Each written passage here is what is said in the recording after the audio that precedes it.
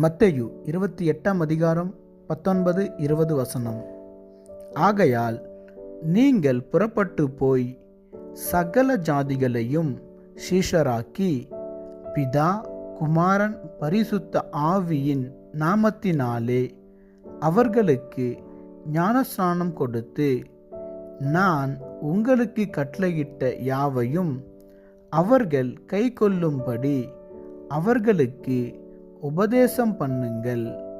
இதோ உலகத்தின் முடிவு பரியந்தம் சகல நாட்களிலும் நான் உங்களுடனே கூட இருக்கிறேன் என்றார். ஆம் தேவ பிள்ளையே, உங்களுக்கு இந்த பூமியில் யாருமே இல்லை என்று புலம்பிக் கொண்டிருக்கிறீர்களா? தேவன் சகல நாட்களிலும் உங்களோடு இருக்கிறேன் என்று சொல்லுகிறார். ஆமென்.